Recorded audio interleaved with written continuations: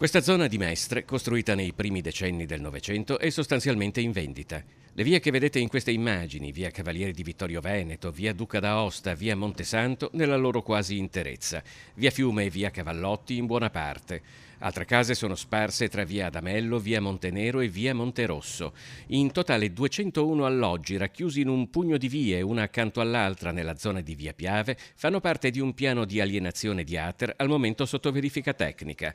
Una vicenda resa pubblica dalla consigliera regionale del Veneto che vogliamo, Elena Ostanel, dopo un accesso agli atti. In questo quartiere, come in tantissimi altri quartieri del Veneto, noi abbiamo edilizia residenziale pubblica che in realtà ha appartamenti sfitti e quindi che non vengono immessi nelle graduatorie, nonostante noi abbiamo persone in lista d'attesa, tra l'altro tantissime persone rispetto ad altre regioni d'Italia, quindi la situazione è drammatica. Dei 201 alloggi, più della metà, 104, è attualmente sfitto. La passeggiata si svolge in una città fantasma, nel mezzo di un patrimonio pubblico lasciato in condizioni di degrado.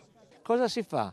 Non ci sono i soldi e quindi cosa si fa? Si vendono. È così che funziona. Prima li lasci andare, non ci sono i soldi. Poi cosa fai? Poi trasformi case ERP in case non ERP, poi le case non ERP le vendi. Fai un piano di vendita per recuperare quei 4 soldi che ti servono per restaurare alloggi di tua proprietà, che non funziona.